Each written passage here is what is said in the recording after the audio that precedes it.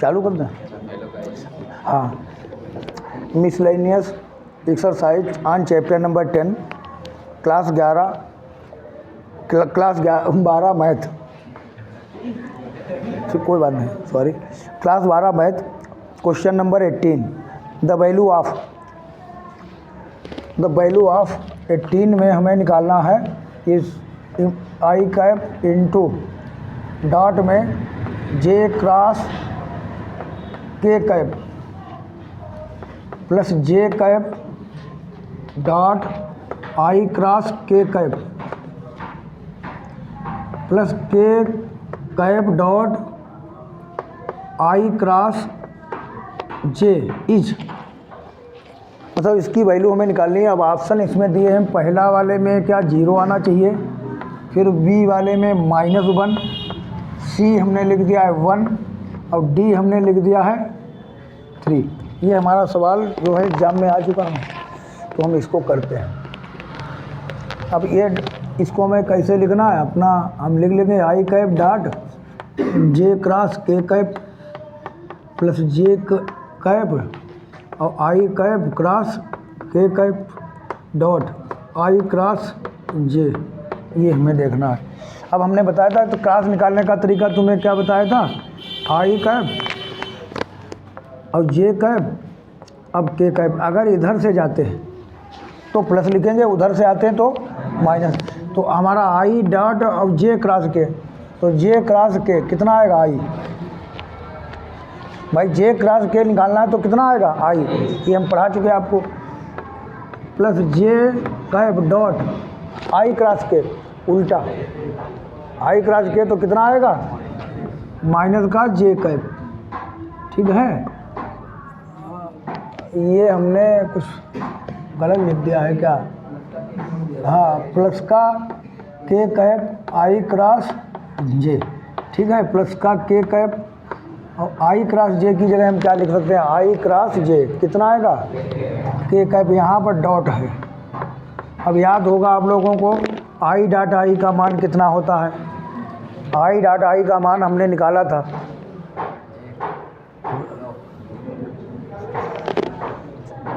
1 होता है, I dot I का मान 1 होता है, माइनस ए जे डॉट जे प्लस के डॉट, ये घर पर पढ़ा करो, ऐसा काम नहीं चलेगा।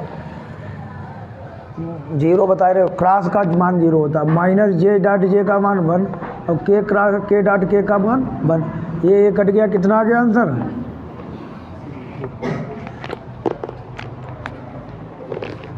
का पूरी तेज बोलो, कोई दिक्कत नहीं, ये सब हमने बना दिया था भैया, तुम ये परीक्षा में आया है इसीलिए हमने लिख दिया, ठीक, कोई दिक्कत नहीं।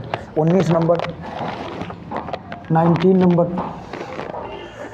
If the theta is the angle between any two vectors, theta दो सदिशों के बीच का कोण है, ए एंड बी, यानी थीटा जो है वो किसके किसके बीच का कोण है, ए और बी जो वेक्टर हैं उनके बीच का थीटा क्या है, कोण है, angle between two vectors. Then ये दिया है ए डॉट बी का माड बराबर ए क्रॉस बी का माड, ए क्रॉस बी का माड। हम जो सवाल लिख रहे हैं छांट के समझ लेना, ये आया होंगे तभी लिखे हमने, हाँ। अब थीटा की वैल्यू इज इक्वल टू, पहले में 0, बी का मान कितना है π/4, सी का मान मुझे बताना है π/2 और डी का मान मुझे लिखना है पाई। अब इनमें से कौन सा ऑप्शन सही होगा ये हमें दिखना है, तो चलिए हम इनको खोलना जानते हैं। तो माड ए डॉट बी, माड लगा है माड ए क्रॉस बी, इनको हम खूब खोलना जानते हैं, क्या होता है माड A mod B cos theta, अच्छा इस पर थोड़ी माड होता है, माड ये हमने लिख दिया, इधर क्या mod A mod B sine theta N cap. अच्छा हम ये बात जानते खूब हैं कि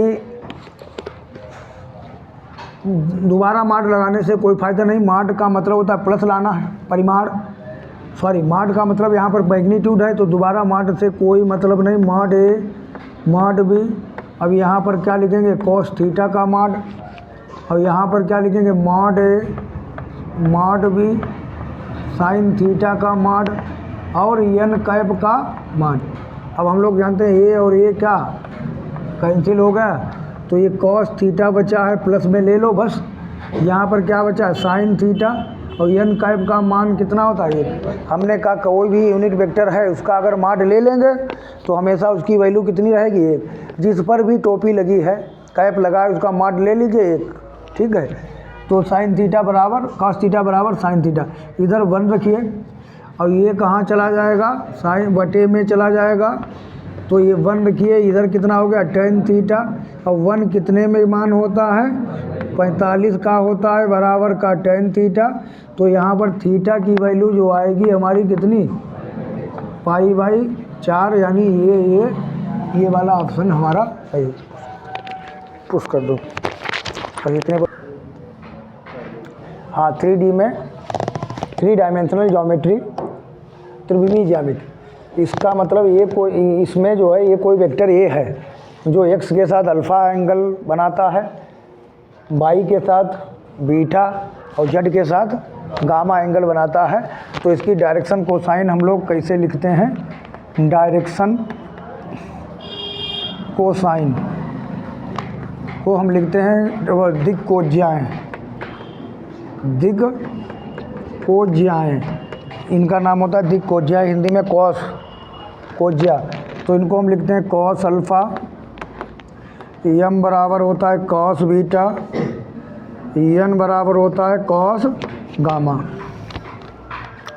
अब सूत्र हैं, एक दिक् अनुपात दिए हों, दिक् अनुपात, दिक् अनुपात का मतलब होता है, इनको हम लोग कहते हैं डायरेक्शन रेशियो, डायरेक्शन रेशियो।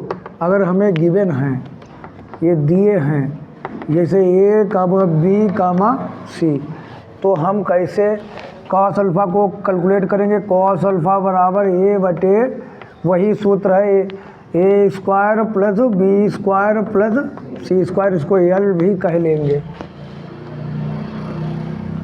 वहाँ पर हमने लिखा था A1 square plus A2 square plus A3 square. फिर एम बराबर क्या है, बहुत आसान, ये ध्यान रखिए, दूसरा वाला लिखिए, बी बटे अंडर रूट ए square plus B square plus सी स्क्वायर, नीचे हमेशा वही रहेगा।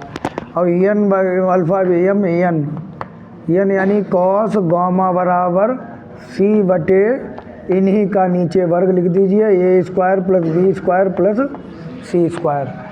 अब वो तो हमने अभी आपको पढ़ाया था, l square plus m square plus n square बराबर कितना, 1, यानी cos square alpha plus cos square beta plus cos square gamma बराबर 1।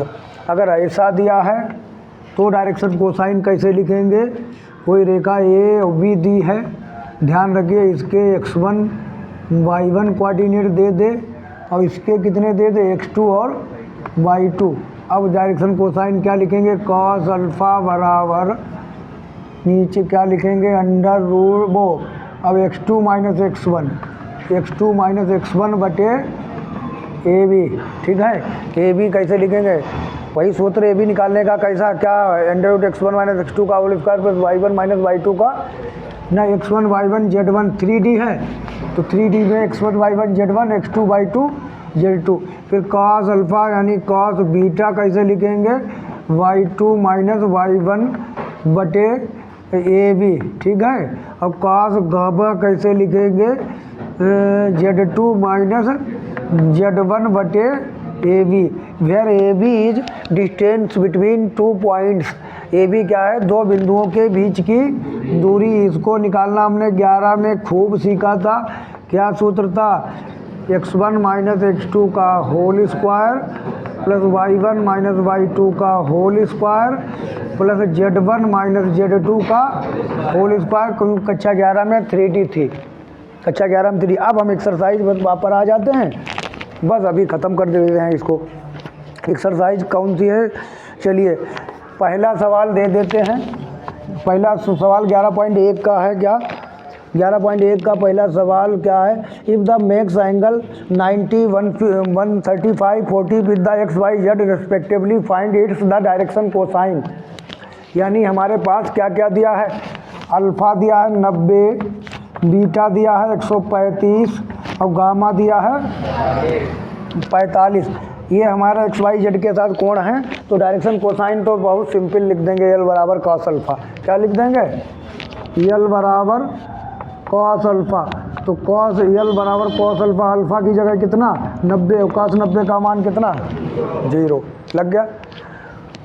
एम बराबर कॉस बीटा, कॉस बीटा यानी कॉस बीटा की जगह 135। बहुत बच्चा सोचते होंगे कि यार सर जी का तो अब बहुत जल्दी हुई है, ऐसे हुई है जल्दी, टोपा में घुस के मरी हैं। अब कॉस 135 का मान, अब हमारे पास समय नहीं, 180 माइनस 45। ये दूसरे खाने में है ASTC। दूसरे खाने में एस का मतलब होता है साइन कोसेक धनात्मक, बाकी सब ऋणात्मक। तो ये कॉस है, ये माइनस में आएगा बाइडस का कॉस 45 बराबर बाइडस का 1/√2। ये देखो लग गया है, ये आ गया। अब एन बराबर क्या होगा? Cos gamma, cos gamma, gamma की जगह कितना 45, गास 45 का मान 1/√2। एल एम एन सब आ गए, लग गया। 5 सवाल है इसमें।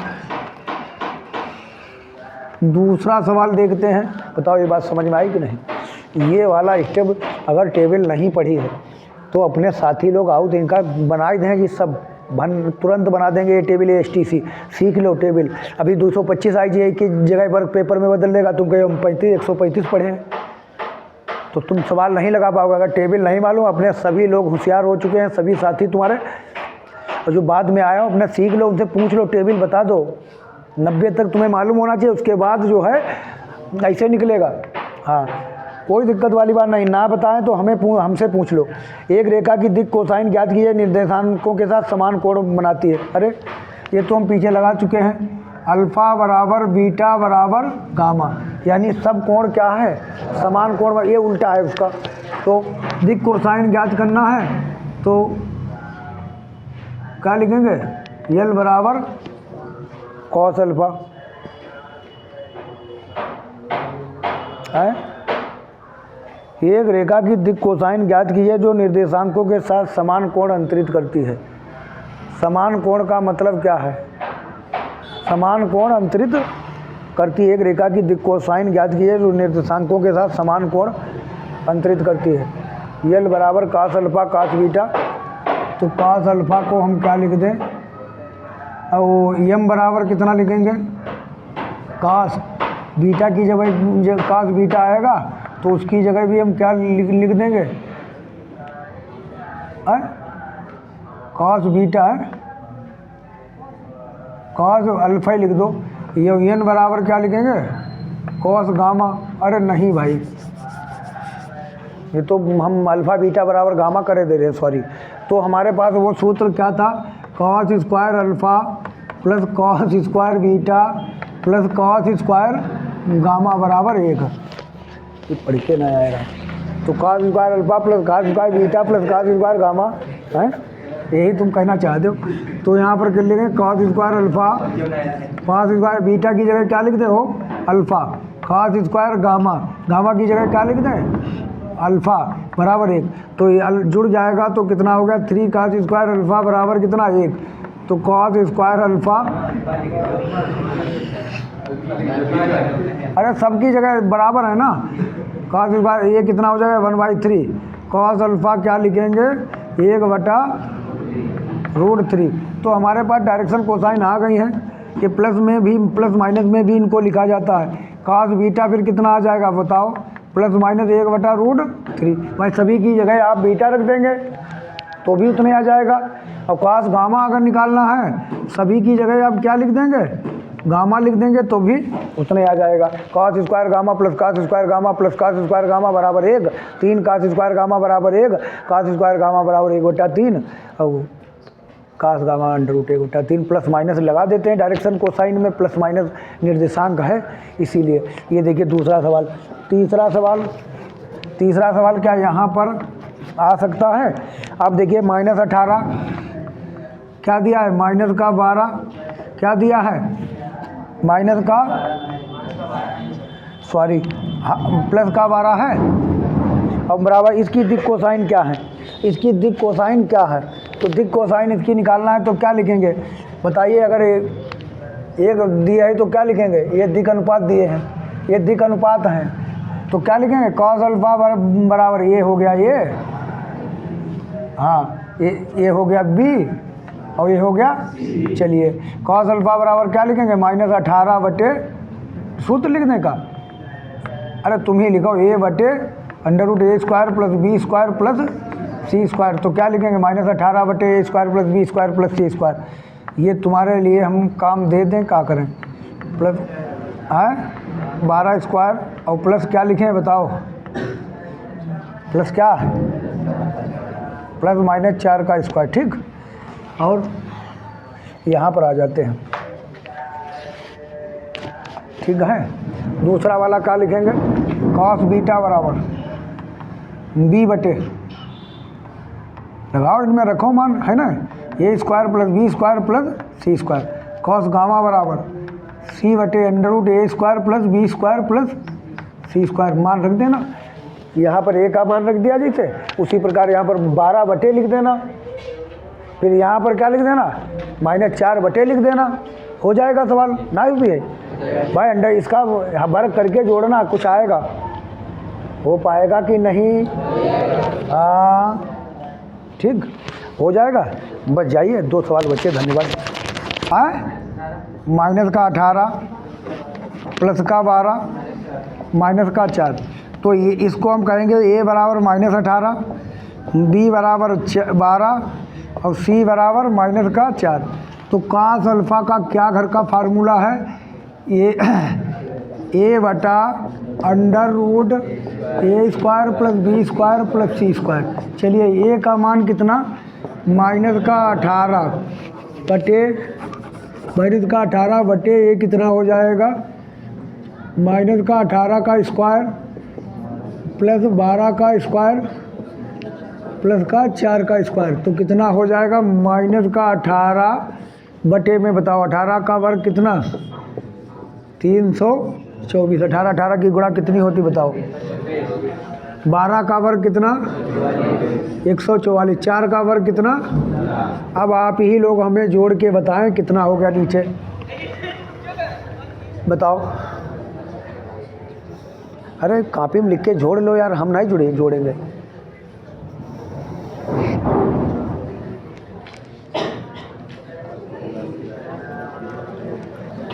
छः 4 10 और 4 14 के 4, 1 और 4 5 2 7 है 484, तो माइनस का 18 बटे 484 का वर्गमूल कितना होता है 22, 2 नाम 18 माइनस का 9 बटे 11। पहला आंसर देखिए, फिर टाइम ना है, जल्दी निकालो बुक और झम मत देखो। अगर 484 का आया इतना, चलो फिर ठीक है। तो फिर इसका मतलब तुमने सही, कास बीटा बराबर कितना लिखेंगे, b बटे अंडर रूट ए square plus B square plus सी स्क्वायर। तो चलिए b का मान बताइए, b का 12 बटे सीधे 22 लिखो डायरेक्ट, है ना, वही तो आएगा, 2 छंग 12, 2 एकन्ना 2, तो कितना आ गया 6 बटे 11। कॉस गामा बराबर सी बटे अंडर रूट ए square plus B square plus सी स्क्वायर। तो सी का मान कितना है, -4 बटे 2 दूनी 4, 2 एकन्ना 2, माइनस का 2 बटे 11 लीजिए, धन्यवाद। बताओ भैया कोई दिक्कत है?